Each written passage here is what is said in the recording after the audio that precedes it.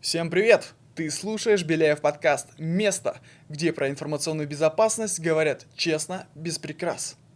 Я, Дмитрий Беляев, практик, человек, которому стало мало закрытых переговорных. Я рад видеть тебя на этом борту. Со мной сегодня мой соведущий Екатерина Бузаева, Катя, победитель конкурса «Киберпризнание» от Кибердома и фонда Сайберус в номинации «Трендсеттер года», основатель и главный редактор Global Digital Space, первого официального видеоканала в России о цифровом бизнесе. У нее настоящая ТВ-студия в Москве, огромное количество интервью с топами индустрии и фантастическое умение задавать тот самый единственный вопрос, после которого гость выдает самое важное. Ее суперсила превращать сложный технологический контент в разговор, который хочется слушать. Катя, привет. Привет. И, конечно, гость сегодняшнего эфира Мария Шимко. Маша — основатель и SEO ивент-агентства Unlim Events. Это не просто человек, который организует корпоративы. До того, как создать собственный бизнес, за плечами Марии сотни отраслевых мероприятий для IT и ИБ компаний, конференции, закрытые митапы и клиентские форумы, а также деловые выезды. В профессиональном сообществе ее знают как человека, который точно понимает, зачем вендор выходит на сцену и чего ждет ИБ-аудитория. Ее клиенты — большие крупные компании. И Маша, добро пожаловать. Дима, привет. Катя, привет. Большое спасибо, что пригласил. Да. Сегодня мы затронем тему эффективную офлайн, как раз-таки для ИБ мероприятий. Правда или вымысел? И обсудим как раз-таки, сколько из этих мероприятий реально двигают бизнес, а не просто создают красивые фотографии для соцсетей. Где работает офлайн, а где просто дорогостоящая иллюзия присутствия? Об этом честно, с цифрами и без политесов поговорим прямо сейчас. Прежде чем погрузиться в главную тему сегодняшнего выпуска, несколько слов от тех, кто делает этот выпуск и подкаст возможным. Кибермедиа, генеральный медиапартнер Беляев Security. И это как раз-таки независимая медиа-платформа по кибербезопасности о цифровых рисках. Там есть и сайт с аналитикой, и обзорами, и авторскими колонками, и телеграм-канал, который закрывает главную профессиональную потребность — адекватная картина дня по ИБ. От атак до утечек, а также новых требований регуляторов и практических разборов решений. Если ты хочешь держать руку на пульсе рынка и понимать, куда реально движется отрасль, Кибермедиа — твоя точка входа. Подписывайся. Следующий наш медиапартнер — Global Digital Space. Они не просто выпускают видео про ИБ и IT, они делают контент с людьми, которые живут этим каждый день. Интервью, ток-шоу, репортаж с конференции — все это на gdspace.ru. Сегодня, кстати, на нашем подкасте Екатерина Бузаева представляет как роль соведущего и отлично откроет наш эфир. Вот. Ну и, разумеется, следующий наш партнер — это Код ИБ. За 16 лет Код ИБ стал по-настоящему профессиональным домом для тысяч специалистов. Коллеги, перейдем к вопросам.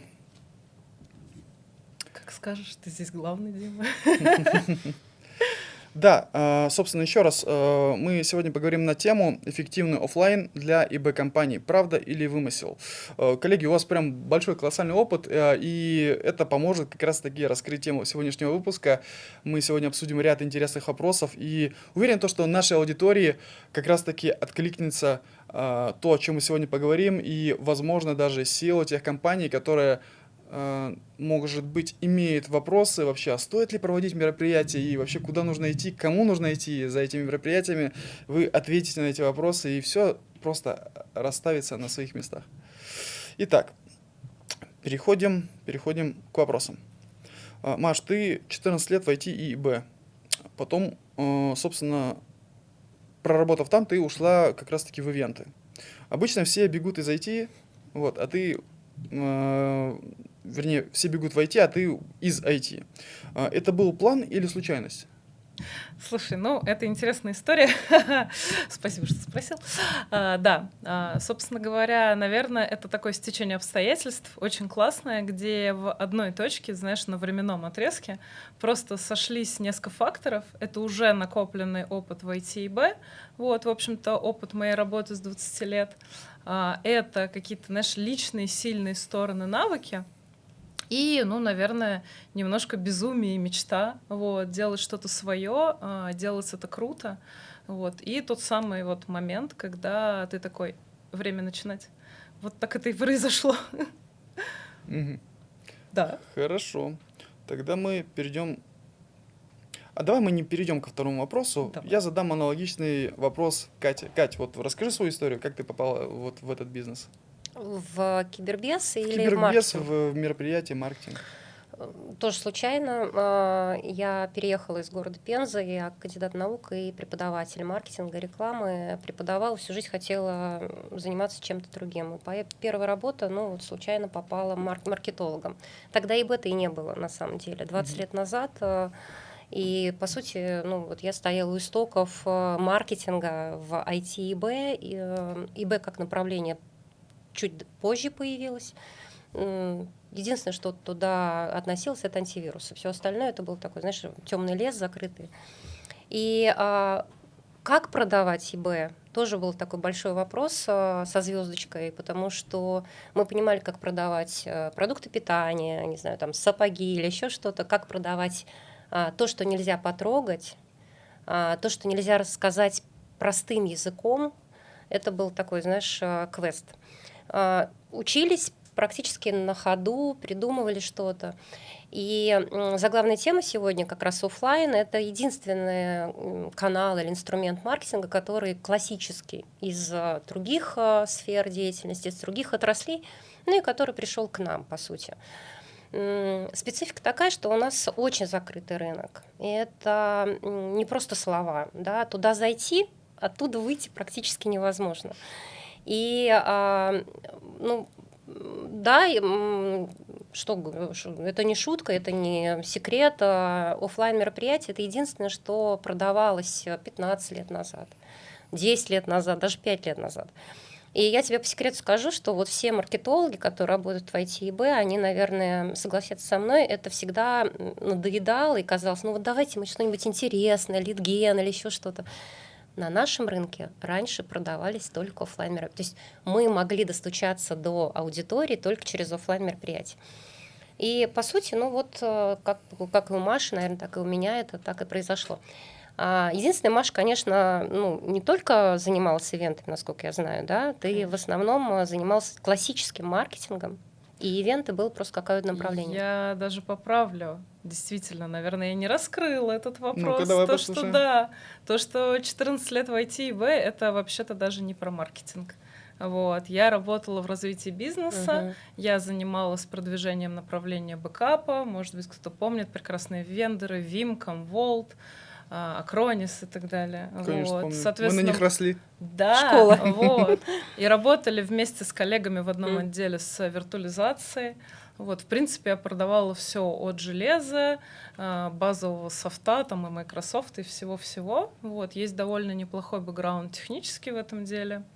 Вот, соответственно, вот так вот я сначала занималась продажами прямыми, с заказчиками работала, проекты, потом больше в BDM-ство ушла, развитие конкретных направлений, и зафиналилась, так сказать, моя эта карьера в одном ИБшном вендоре нашем, вот, где я занималась развитием уже партнерского канала, ну и продуктов в том числе.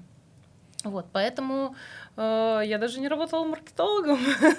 Вот, а ивенты — это скорее, как я говорю, ивенты — это по любви. Это призвание, это как раз то самое наши личные сильные качества, про которые я говорила. Вот как я в 20 лет вышла на постоянную работу, так у меня со мной рука об руку и шла эта тема, начиная от того, что везде я делала все корпоративы и прочие мероприятия, заканчивая как раз в небольших компаниях, где не было еще такого развитого маркетинга, и уж тем более ивент-менеджера, как-то так само получалось, что я вписывалась в эту историю и говорила, ну окей, я могу сделать, потому что мне как-то интуитивно понятно, что делать. Вот. И здесь как раз вот эта точка, та самая, про которую я говорила, вот, что у меня есть огромный опыт и понимание и продуктов, и нашей аудитории, и заказчиков, потому что я непосредственно касалась заказчиков, я сама с ними работала, вот, и проработала и в интеграторах, и в вендорах. Вот. С другой стороны, вот это вот какое-то врожденное понимание ивента, качества, уровня и того, что нужно, ну и, наверное, при смене деятельности это все сошлось в одном чудесном кризисе возраста. Шуточка, но это в 35 лет произошло, тот момент, когда ты такой, либо я дальше расту здесь, либо я иду немножечко в другое, и я выбрала свое направление. Ты знаешь, мы просто на этом рынке внутри, да, и делаем мероприятия, по сути, для вас, для людей, которые живут ИБ, которые выросли в ИБ и так далее. Но мне в свое время, лет 7 назад, сказал одну фразу, очень известный на нашем рынке человек, я не знаю, можно ли называть это Алексей Лукацкий, Леша, привет. Он сказал такую фразу, что мероприятие по ИБ может делать только тот, кто в ИБ понимает.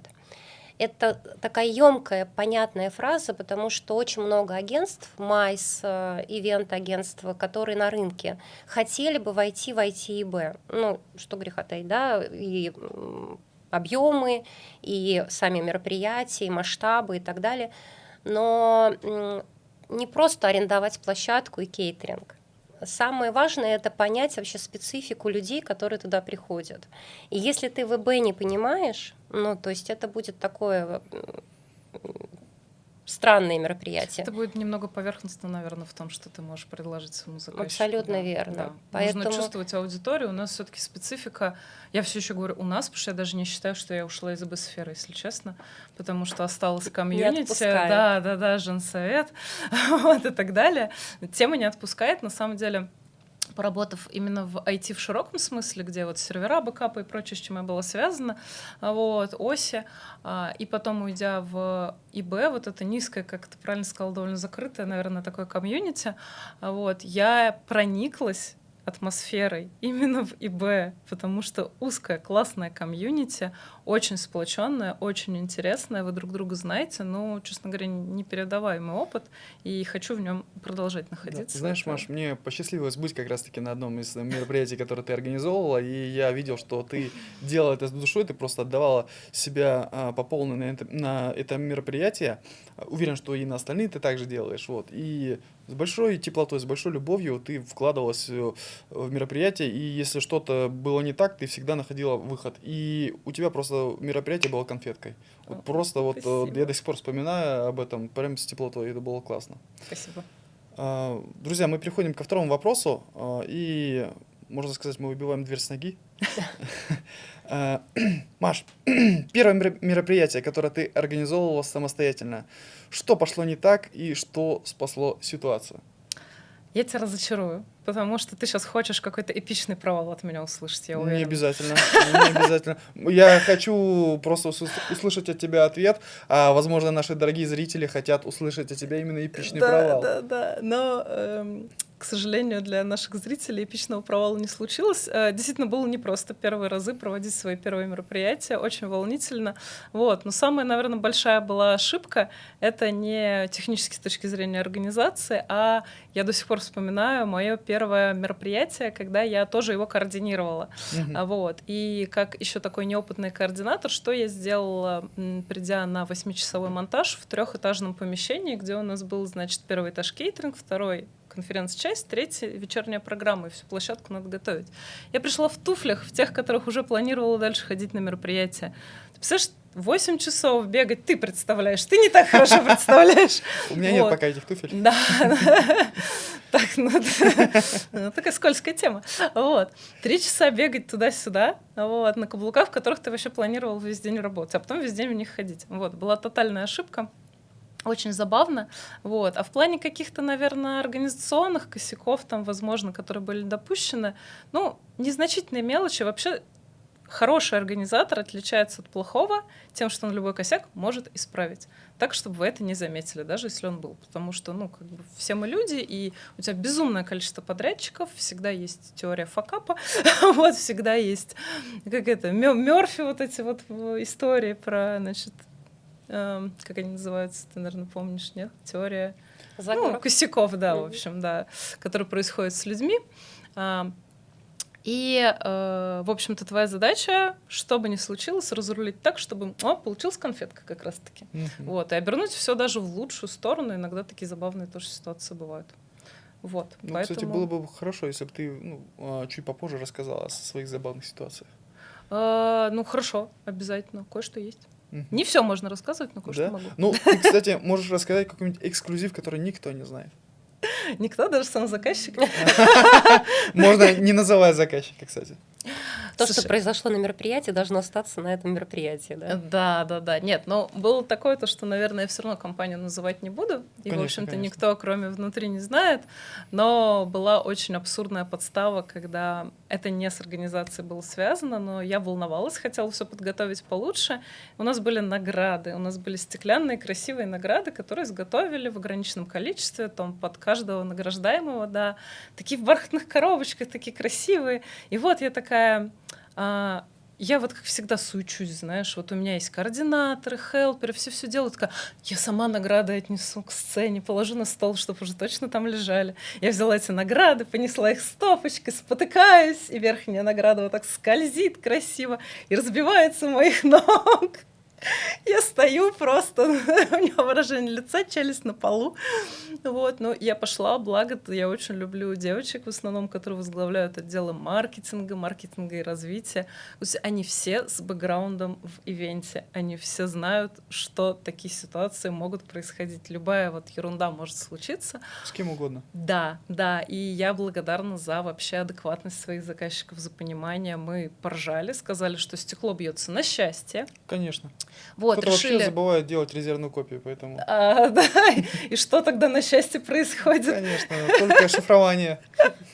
Такое, ну все это жизненные уроки, да? Да? У организаторов Вот. мероприятий никогда нет, знаете, вот этих 4 стадии, да, вот у нас никогда нет гнева, и у нас никогда нет... Торга, принятие. Да, у нас сразу принятие, Да. потому что у тебя, в принципе, времени нет на вот эти вот... А что будет, Душевные если где терзания, куда да. бежать? Нет, у нас сразу принятие.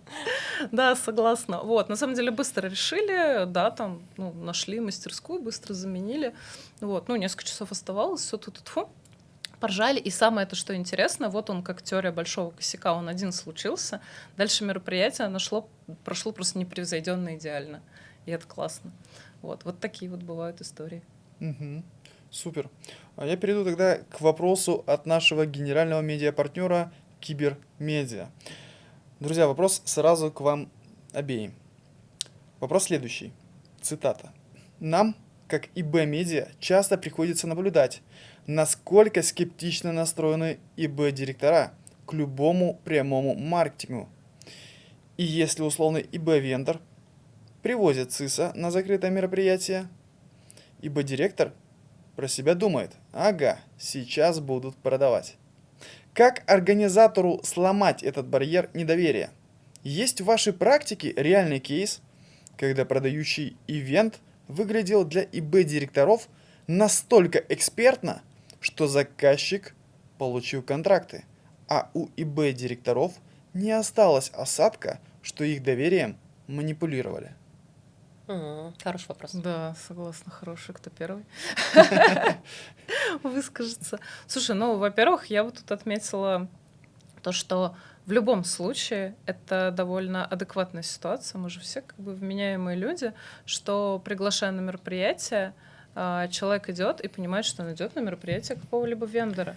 Вот, это, в принципе, мне кажется, здоровая ситуация. Да, конечно, все понимают, взрослые Тут люди, обмана нету, да. но с другой стороны, если ты приглашаешь, ну вот у меня был пример, да, я 9 лет проработала в Инфоваче, где мы делали мероприятие без саммит, и на этой сцене, помимо компании Инфовоч и спикеров от Инфовоч, были наши конкуренты в том числе, то есть весь рынок. И это сразу как бы снижало планку того, что будет прямая продажа. Второе, у меня было условие, что со сцены никто из спикеров ничего продавать не будет. У меня оно продолжается, это правило сейчас в студии, в СМИ, потому что я считаю, что это не продажная история, это не коммерческая, прямая реклама, это не камильфо, это не красиво, это навязывание. Когда ты говоришь о том, никто ничего продавать не будет, начинается просто обсуждение, начинается как бы дискуссия, да, тогда сразу еще меньше снижается эта планка. Ну и третий момент, когда ты того же самого ЦИСа привлекаешь не как гостя простого, да, то есть придите, а, возможно, как эксперта, или как соавтора, или как человека, у которого важно понять его точку зрения, услышать его взгляд и так далее. Ну и он понимает, что его приглашают не для того, чтобы прошу прощения, продать, да, а для того, чтобы узнать его позицию. И, ну, как бы здесь, возможно, это как-то немножко облегчит вообще всю эту ситуацию. Ну, смягчит, наверное, я согласна. На самом Мгм. деле это действительно лайфхак, простите. Заход через экспертизу и привлечение Мгм. человека, да, как эксперта, это, ну, меняет его вообще взгляд на вас. Действительно, вещь такая. Что мне нравится на конференциях, это когда проходишь стенды, люди к Мгм. тебе не пристают, как на рынке, то есть не дергают и не зазывают там. Да. Они могут там посмотреть, вот, если интерес там Да. взглядом есть, могут спросить что-то.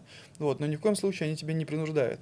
А так, если человеку что-то нужно спросить по продукту, который есть у него в компании, например, настраивает или есть какие-то проблемы, он может подойти на любой стенд у эксперта, спросить, это первое. Второе, если в его компании есть какой-то запрос на какой-то продукт, он может тоже к нужному стенду подойти и спросить. И там тебе и расскажут, и покажут, и демонстрацию сделают.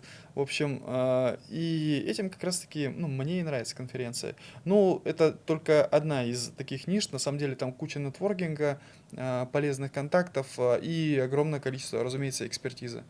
Вот, за что вам спасибо. Согласна. Тут такой момент, то что сейчас действительно вот ты очень хороший момент подсветил, потому что ты сам ходишь по этим конференциям. Я на Это них живу. да, да, как посмотришь, твой Инстаграм действительно живешь. Вот, это то, что стали больше уделять внимание, то есть даже не только вот таких вот как бы вендорных мероприятиях, а и на моновендорных. Сейчас у нас всегда мы с заказчиками делаем демо-зоны. И вот Мгм. каждый раз все богаче и богаче. Это как раз к моменту того, что заказчик придет не просто за прямой продажей, а за какой-то полезной информацией. Вот, потому что действительно сейчас вендора разворачивают очень интересные демо-стенды с даже, не знаю, какими-то демо-лабами, песочницами и прочим.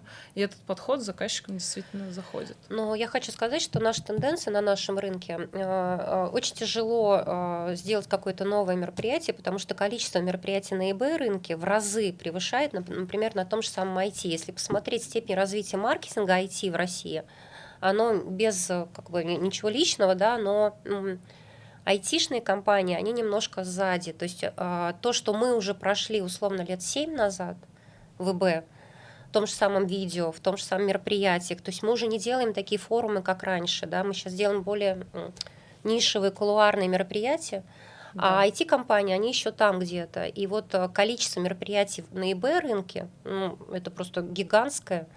У нас на сайте есть календарь бесплатный, где мы публикуем все мероприятия. И иногда хочется, знаете, забыть сказать, ну, люди разорваться, да, там по 10 в день мероприятий. Тоже надо как-то немножко сокращать. И, ну, как бы все же понимают, что рынок уже избалован этим. И заказчики, и вендоры, и интеграторы, они уже тщательнее выбирают, куда идти, что они получат там и так далее. Рынок-то маленький. И прошу прощения, вас, заказчиков, мало на рынке. И мы уже всех, ну, условно, плюс-минус всех знаем. Поэтому тут важно не только качество или еще что-то, тут важно атмосферу создать на это мероприятие, что-то уникальное придумать, не просто там, как это, выступили с докладами, 15 минут на доклады, вот подойдите к стенду, я все покажу. Хочется какой-то другой формат, другой посыл, там, другое смысловое наполнение и так далее.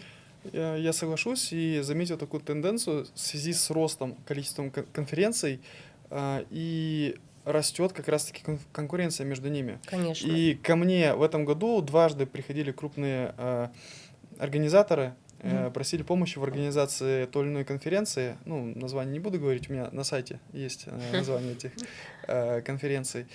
И условно я их там немножко продюсировал и помогал наполнять сетку такими толковыми спикерами, контактов, которых у меня довольно-таки много. Вот. И эти мероприятия прям хорошо прошли. Вот. Ну, ладно, не будем об этом, пойдем дальше. Следующий вопрос, коллеги, давайте честно. Оффлайн для ИБ компаний – это реально работающий инструмент или дорогая тусовка с иллюзией пользы? Можно ли вообще удивить аудиторию оффлайн событием? Или они уже все видели? Слушайте, ну удивить можно всегда. Вот. Вопрос, нужно ли. Вот, потому что, смотрите, как бы пригласить Цирк дю Солей выступить, да, с удовольствием, давайте сделаем. Вот. Придут ли на это люди? Сейчас все меньше спроса на вот эту вот, как ты любишь говорить, маркетинговую шелуху. Вот. Не в обиду для вас. Да, ты же как и заказчик понимаешь, да, то есть все меньше люди идут за мерчом, вот, все меньше идут за, уж тем более за там за покушать и так далее, и за каким-то шоу вечерним. Все действительно в этом плане видели, вот. А вот требования к качеству контента возросли просто кратно. Вот. Действительно, как Катя правильно подметила, огромная конкуренция среди конференций, и чтобы выбрать, куда пойти, ты в первую очередь обратишь внимание на спикеров, на наполнение, ну и на самом деле еще на удобство. Вот. Важный момент, когда организуют конференцию, вот, потому что там есть те же локации, куда люди просто ехать не хотят. Да. Это, да, такая штука. Вот. И на что, мне кажется, стоит обращать внимание? Не только в моменте там, ваших спикеров, чтобы они были именитыми, но и по подготовке контента, конечно, выигрывают те, у кого мощный программный комитет, который действительно круто с вниманием составляет программу, актуальную, и, как Катя правильно подмечала про запрет рекламы, вот, это сейчас база. И вы делаете не одно мероприятие, вы его делаете с прицелом на то, что люди будут и дальше выбирать именно ваше мероприятие. Вот, потому что конференции еще больше становится. Вот, и если вы один раз провели мероприятие, сделали конференцию, но допустили на ней слишком много рекламы, вот, недостаточно качественно программу проработали, было неинтересно той аудитории, или собрали некорректно аудиторию и программу, что тоже, в принципе, бывает, вот, то на следующий год люди вас просто не выберут. И все. И при этом очень сильно разносится по рынку, потому что, ну, я раскрою секретик, что мы все обмениваемся информацией, действительно, какие конференции самые востребованные, самые успешные. Вот Хорошо, вот. интересно. Я могу добавить, у меня довольно много конференций, где я как делаю продюсер деловых программ иду.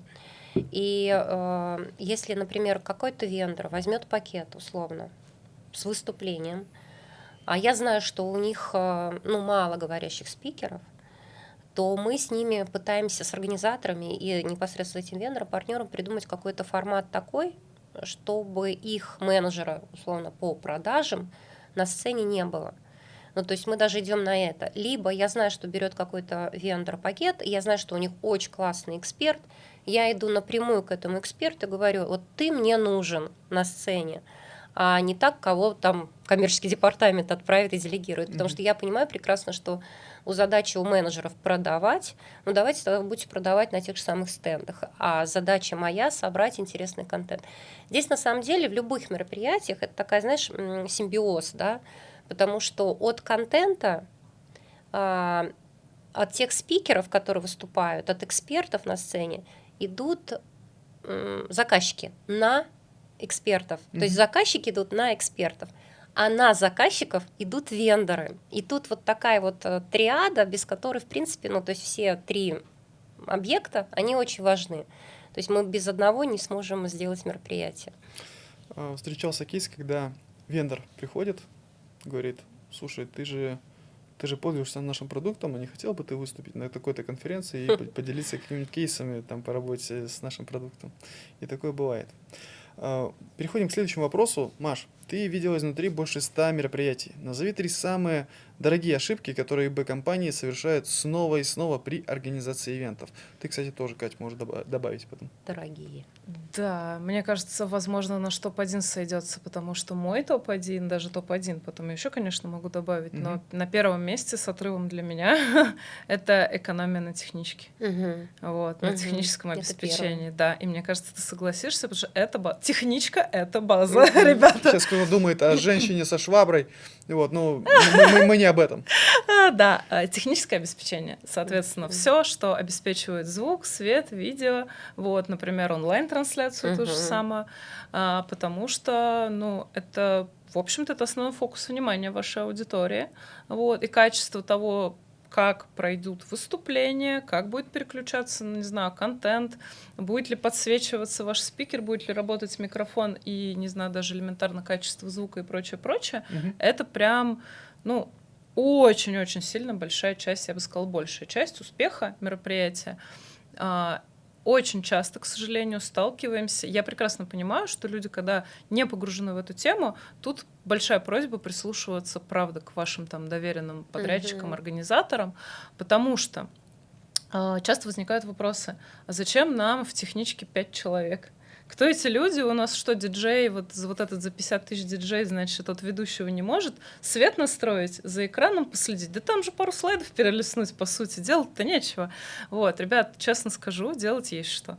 Вот, и действительно на каждый поинт нужен свой человек. Обязательно видеорежиссер, звукорежиссер, светорежиссер, общий техник по подключению. Вот, ну и дальше еще по задачам. Если онлайн-трансляция, это отдельный персонал.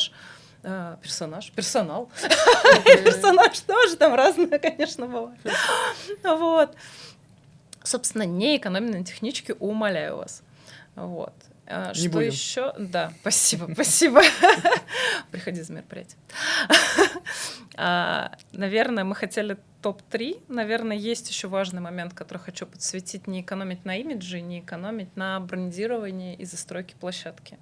Это важный визуальный момент, от которого иногда в пользу экономии денег отказываются. Хочу сказать, почему он важен. Тут, мне кажется, и Катя мне не даст соврать, потому что визуальный эффект, ваш бренд везде, повсюду красиво, хорошо оформлен, качествен. Это все у человека складывается в одну единую картинку имиджа компании. И если вы сделали хорошую, качественную конференцию, при этом практически никаких там логотипов, каких-то интересных объектов, которые можно сфотографировать, в том числе не создали, вы упускаете огромный пласт в естественной рекламе, в естественном пиаре. Это у нас ас-пиары. Вот. Я думаю, что-нибудь дополнишь. Вот. Про то, что есть такое понятие, как пользовательский контент, который люди создают просто потому, что вау, красиво, вау, интересно. И никогда нельзя оценить, даже переоценить, вот я бы сказала, его значимость. Поэтому, не делая достаточно визуальных акцентов, вы упускаете целый пласт нативной рекламы от ваших же пользователей, от ваших же посетителей. Я на днях посмотрел фотографии с одной из крупных конференций, которая была в начале этого месяца. То есть прошло буквально больше 2 недель. Фотографий, наверное, 1000 было. И каждая фотография настолько филигранно отретуширована. Да, просто каждая фотография — шедевр искусства. То есть мало того, что ты на той конференции получил наслаждение от нетворкинга, от знаний, от кучи всего, от знакомств, так прошло время, ты смотришь эти фотографии, и у тебя до сих пор ёкает, насколько там было круто. Вот, и такие моменты, да, действительно очень важны. Да, а еще ты же захочешь через какое-то время их снова в ленте, например, выложить. Это опять-таки и имидж мероприятия, имидж бренда. Просто не стоит упускать в чем-то даже бесплатную рекламу, по сути. Вот, особенно по своим охватам. Ну и третий момент, он, наверное, меньше относится к самой вот технической подноготной самой организации мероприятия, но просто я для себя его определила, потому что я работала сама в продажах и сама в BDM-стве, и была сейлом, и работала с сейлами, и замечаю тоже и по своим заказчикам, что такой, не знаю, правильно ли это так назвать, но предпродакшн, то есть подготовка, сбор аудитории качественное, интересное приглашение, чтобы люди захотели прийти, потому что иногда, к сожалению, люди сталкиваются с тем, что сейлы не дожимают, сейлы не доносят, сейлы боятся быть навязчивыми, не умеют правильно донести своему заказчику. Вот. Поэтому очень грустно, когда вы сделали во всех понятиях шикарное мероприятие, вот, при этом у вас не дошло, например, половина там из заказчиков. То есть у вас же кост увеличивается, у вас цена одного человека, одного потенциального лида, например, возрастает в 2 раза. Это уже не так интересно и не так рентабельно получается. Вот, поэтому важно, у многих компаний есть хорошая отработанная система приглашений, в том числе взаимодействие маркетинга с менеджерами, вот, которые отвечают за это, и тогда получается все очень круто. Наверное, мы в этом могли бы немного помочь в плане того, что не очень часто используется в сфере IT и Б такая штука, как физическое приглашение, какое-то креативное приглашение. Вот здесь мы действительно тоже этим занимаемся, потому что считаем, что это очень интересная такая перспективная история. Вот. можно выслать, не знаю, вы делаете, например, бизнес-ужин в стиле закрытого клуба, и действительно большая конкуренция, нужно, чтобы заказчик выбрал вас. Сделайте интересное приглашение с В виде загадочной биткоина. бархатной открыткой. Ну нет, ну подожди, ну что сразу про деньги, Дима? Не, открытка в виде Вот. биткоина. Тоже вариант, но я хотела предложить, например, какую-то очень дорогую на ощупь. Сейчас же очень много про тактильность, вот. Про визуал и тактильность сейчас много стали об этом говорить, но это уже больше маркетинг. Сделать, не знаю, там софт-тач, потрясающую черную загадочную с золотыми буквами приглашение, где будет индивидуальная проходка, там, не знаю, фишка казино ваша брендированная, и какое-то особое послание, что, Иван Васильевич, мы лично вас ждем на этом закрытом мероприятии, вас ждет то-то, то-то. Человеку сложнее отказаться. Это мелочь, это почти не стоит денег, но отказаться от такого приглашения — это интрига, в конце концов. Ну, тут вы прям можете качнуть чашу Да, весов очень- в свою Очень сторону. интересно. Советую обратить внимание на этот фокус. Да. Супер. Кать, скажи, пожалуйста, у тебя сходится твой топ-3? Может быть, что-то добавишь от себя? Сходится. На самом деле, вот я сидела, думала, как выделить какие-то прям именно 3, да, статьи. Сложно. Мне, наверное, очень сложно. Почему? Объясню. Потому что в ивентах вообще на самом деле все делают детали. И чтобы вы понимали, ивенты — это такой проект, который переделать не получится. Ну, то есть, условно, вот у вас есть дата, вот у вас есть время, сбор, и в 10 утра вам надо начинать конференцию. Ну, простите, вы не сможете там, ну, извините, я немножко, можно... А тут будет монтаж, да? Да, а здесь будет монтаж. Вот такого не получится.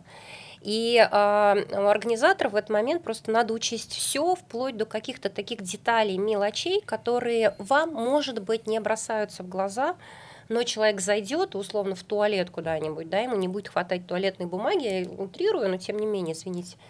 И это будет очень впечатление сразу испорчено. У меня был яркий пример, чтобы вы понимали, насколько детали играют роль. Я работала в компании SET Note 32, это антивирус. В тот период, когда был золотой век SET, когда была не очень веселая версия лаборатории Касперского, и у SET прям был такой отличный подъем, золотой век, как мы называем. И мы тогда шутили. Лаборатория Касперского пришла делать семинар на какую-то площадку. И там в отелях раньше давали технический персонал и давали ноутбуки. Не свои приносили, а местные. И компания открывает, а там антивирус стоит из этого. Вот это был как раз вот эта мелочь, которая, ну как ты мог это предусмотреть, да, или каким образом? После этого я везде езжу с своим ноутбуком на всех мероприятиях. Я говорю о том, что здесь, наверное, все. Даже, знаете, даже когда у тебя большая конференция, стоит всего 2, как это называется, 2 линии с едой на обеде, все, единственный будет отзыв: у вас очередь на обед была. Я не успел перекусить. Всё я не съели. успел. Да, это тоже, знаете, такой, ну, как бы нюанс, да, но тем не Да. менее. Или мне не хватил кофе, Да. или мне не хватил кофе со сливками, или, я не знаю, там с сиропом. Поэтому вот выделить именно 3 прям ключевые такие большие я не смогла бы, честно. Люди разные, кому-то даже и внимания просто не хватило, он Так, настроение испортилось и начинает Так, да. писать какую-нибудь ерунду. Ну, у нас еще у мозга, видите, такая функция, мы всегда на негативе фокусируемся, Ну, к сожалению. природа такая у да, человека, на самом это, деле. да, наша нейробиология. Да, это согласна. У меня к вам следующий вопрос. Он мне прям нравится, он интересный. Прям, может быть, мы прямо здесь и сейчас решим проблему целого поколения. Как сделать так, чтобы ИБ-специалисты не сидели в телефоне весь ивент и реально вовлекались в программу? О, ну давайте Маша? попробуем эту боль как-то решить, действительно. Мы уже про это на самом деле с вами проговорили. На данный момент у аудитории очень сильно чувствуется запрос на полезную, качественную программу и хорошее, как сказать, демо, то есть что-то, что можно физически посмотреть, пощупать. Вот. Опять-таки стоит снижать количество теории, повышать количество практики. Определенно. Но это не новая тенденция, но она сейчас просто особенно как бы так на ней фокус идет. Вот. И чтобы действительно не было вот этого вот сидеть в телефоне, казалось бы, старо как мир. Мне кажется, Катя тоже сталкивалась. Внятный спикер. Ну, это же база. Человек, который может взаимодействовать с аудиторией, говорить. Может быть, я сейчас как-то слишком грубо высказываюсь и категорично, но ведь это реальность, но я же тоже хожу на мероприятия. И, например, часто слышу от людей, что «Ой, да, ну у нас спикер, он правда немножечко нудненький, но это очень хороший технический специалист». Мы прекрасно понимаем, что он может быть гениальный технический специалист, но можно попробовать, например, презентационную базовую часть отдать пресейлу, который научен разговаривать грамотно, красиво, и рядом с ним соведущим, чтобы был, присутствовал, стоял на сцене, сидел, технический специалист, и у вас тогда сойдется все. То есть у вас будет яркий, четкий, красивый рассказ, и как только возникает техническая деталь, тут же вам специалист все раскладывает по полочкам, там, где и себя спокойнее чувствует. Но не мучайте ни человека, ни аудиторию. Вот такое немножко радикальное. Здесь у меня есть мнение. У меня 3 ответа на этот вопрос. 3 варианта ответа. Первый вариант — это сделать непосредственно соавторами людей, которые сидят в зале. Как это сделать? Это подключить их к какому-нибудь голосованию. Ну, размещаете QR-код, делаете какой-то скрипт, самый простой, там, примитивный на лендинге, и просите их ответить по ходу дискуссии на какие-то вопросы, и результаты будут сразу. Это прям первый пример. Они тогда каким-то образом будут подключаться уже к действию самому. Второе, я не очень люблю презентации. В основном мы делаем дискуссионный формат, там, панельные дискуссии и так далее. Это всегда лучше воспринимается аудиторией, зрителями в зале, потому что нет вот этого вот монотонного 15-минутного выступления. Значит, а когда мы набираем спикеров на сцену, это, знаете, как космос. Как космические команду подбираешь по темпераменту, по еще чему-то. И в этом случае у продюсера даже возникают какие-то такие моменты. Да, вот этот классный, он немножко вот здесь разбавит, вот прям буквально. То есть какой-то человек с другим характером или там какими-то посылами, да, и вот он как раз может разбавить. Ну и третье, если совсем уже надо выступление, должно быть выступление с презентацией, то, да, действительно, это не продажное. Я чаще всего рекомендую добавлять туда соведущим заказчика, и это должна быть практика. То есть, условно, выступление по НГФВ, но не говорить о том, почему ваше НГФВ самое лучшее, да, на рынке НГФВ, а говорить о том, что вы смогли, каким образом вы смогли помочь заказчику, в чем вы смогли помочь. То есть какой-то практический посыл, лайфхаки, кейсы, разбор вот реальной проблемы, которые там здесь костыль поставили, здесь быстрее. Это воспринимается всегда по-другому аудитории. Согласен. Да, кстати, я просто, наверное, немножко даже не успела договорить, потому что Катя прям четко по правильным пунктам пошла. Я так немножко про боль, про спикеров высказалась. Спикеры, да. Да, про вовлеченность, безусловно, как раз, наверное, второй пункт у меня в голове сформулировался как раз про какие-то интерактивные истории. Я, мне кажется, сейчас всем предлагаю обязательно внедрять историю с небольшими вопросиками. И даже, то есть здесь можно реализовать как в более деловом формате. Вы задаете вопросы в квестовом формате. Вот это все. Вы, кстати, потом видите вовлеченность аудитории и циферки получаете, что тоже хорошо. Ведь суть не в правильном ответе. В принципе, все знают правильный ответ. Суть в том, что вы еще раз можете выделить тезисы важные, которые люди должны запомнить. И благодаря тому, что они увидели это в виде вопроса и задумались, они это запомнят. Это совершенно потрясающая работающая механика. Вот. Но если хочется что-то еще повеселее, есть вообще приколюхи из серии не только таких вопросов, а каких-то деталей, которые нужно подметить физически, в процессе выступления спикера. Он может показать что-то и так далее. То есть вы предупреждаете о механике. Прости, сержант. Ну, почти. Вот. То есть на самом деле можно вписать вообще очень забавные полуигровые механики, которые вообще заинтригуют просто людей. Вот. На И, в самом деле, общем, это прям круто, то, что вы подметили. Я и сам подобное использую для того, чтобы удерживать аудиторию интерес, потому что я встречал очень крутых экспертов, но которые не умеют говорить и рассказывать. Поэтому то, что они читают или рассказывают, оно монотонно и скучно. Люди просто засыпают, в телефоне сидят. Что я делаю? Я свои презентации, выступления разбавляю мемами, которые я делаю специально под презентацию, под этот контент. Далее, в некоторые там особенные конференции, где мне интересно выступить, я делаю игры типа, внимание, вот сейчас будет, собственно, мое выступление, и начинается игра. Там в конце, кто назовет там правильное число условных там уязвимостей, набранное спрятанных в презентации, тот, собственно, победит и получит аплодисменты всей аудитории, например. Или в конце там я разыгрываю что-нибудь, там, не знаю, приз какой-нибудь там в Телеграме, либо какой-нибудь мерч, условно, то есть из-за контакта. То есть люди, условно, сканируют QR-код, под постом что-то пишут, фотографии, вот просто презентации отправляет и разыгрываю, и аудитория прям удерживается. Вот, мне это помогает. Да, согласна. Так, мы перейдем с вами к следующему вопросу. Тут, наверное, много времени на него не будем уделять, может быть, так буквально 1-2 пункта. Можно ли вообще организовать нетворкинг для людей, которых учили никому не доверять? Это я про ИБшников. Ну, можно, смотря сколько налить. Нет, ладно, шучу. Смотри, во-первых, ты же сам ИБшник, поэтому Конечно. давайте не будем из них делать каких-то отшельников, да, это как бы абсолютно нормальные люди, которые нормально общаются.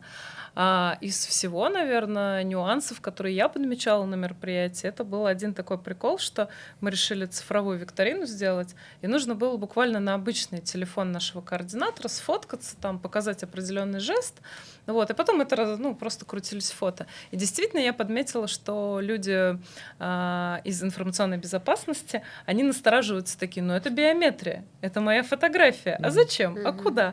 Вот, вполне справедливо, но при этом скажу, что из аудитории 50/50 отреагировали. Кто-то абсолютно вообще спокойно, кто-то такой, ну, нет, не надо. Вот. А в остальном нормальные люди. Ну, а во-вторых, как мы сейчас говорили про механики для вовлечения аудитории, когда у вас доклад или выступление и так далее, также можно срежиссировать, на самом деле, срежиссировать нетворкинг, если вы чувствуете, что у вас может быть тяжелая аудитория.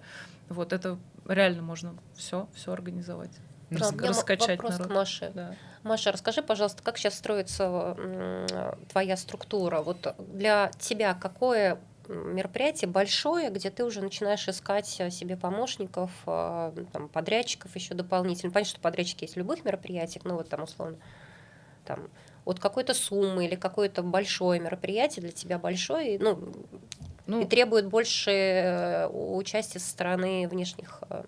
Слушай, ну да, во-первых, подрядчики технические, это всегда естественно. Вот. А если ты имеешь в виду, что надо масштабировать команду, требуется, слушай, ну спокойно, пока мы работаем с мероприятиями, тут, наверное, не в деньгах, а больше в количестве людей. Да, вот, спокойно работаем с мероприятиями порядка там 100, 500, 1000 до 2000 человек, вот, но, наверное, там уже зависит от самого мероприятия. После 1000 у меня есть еще как бы и в разных городах, и не в городах тоже подрядчики, девочки. Но опять-таки в ивенте, как ты вообще супер правильно сказала, переделать нельзя. То есть это вот ты заходишь, и у тебя погнали. Вот. Без вторых заходов. Сразу и на чистовик пишешь. Вот. Поэтому даже те, кого я привлекаю, они все равно, по сути, есть часть команды. Это уже люди сработанные, ну, не в найме, грубо говоря. Вот. Поэтому вот такая вот масштабируемость. А если посмотреть по тенденциям, что сейчас изменилось в связи с новыми условиями, событиями и так далее? Что было, какие были ивенты, а какие сейчас более популярные? Может быть, направление куда? Слушай, ну как-то так... вот момент есть, что, возможно, несмотря на то, что это все еще популярно, очень много крупных вот этих вот внешних мероприятий проходит, где мультивендорно все вот это собрано. Но я замечаю, что, и знаю, что тоже сейчас об этом в целом говорят, о тенденции, что сдвиг пошел на собственные мероприятия. Мгм. Потому что нельзя отрицать, что присутствуя на конференции, где, как мы уже брали за пример, НГФВ представляет еще 5-10 игроков, Мгм. вот, выделиться, зацепить аудиторию сложно. Понятно, что конференция для кого-то охвата холодного, она неплоха, но действительно обсуждать уже, продавать продукт, обсуждать сделки и так далее, это нужно на собственном мероприятии. И в фокусе собственных мероприятий заметила интересный отказ от совсем просто таких крупных поверхностных из серии. Мы позовем 200 заказчиков Мгм. и сядем, расскажем, им, Мгм. ну, потом там выпьем, покурим. Вот. Многие дробят, например, по секторам и делают очень классный, четкий, глубокий фокус. Сейчас мы приглашаем там нефтянку, например.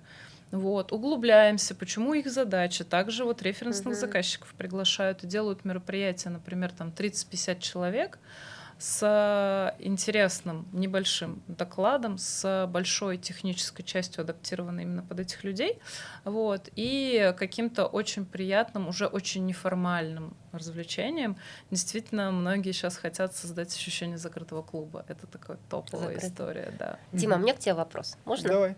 Неожиданно, наверное. Ну, извини. Потом у меня будет к вам 2 вопроса, и мы побежим по блиц-игре. Давай. А, Может быть, ты назовешь, без чего не проходит ни одно, точнее так, без какого элемента нельзя считать ИБшное мероприятие успешным проведенным?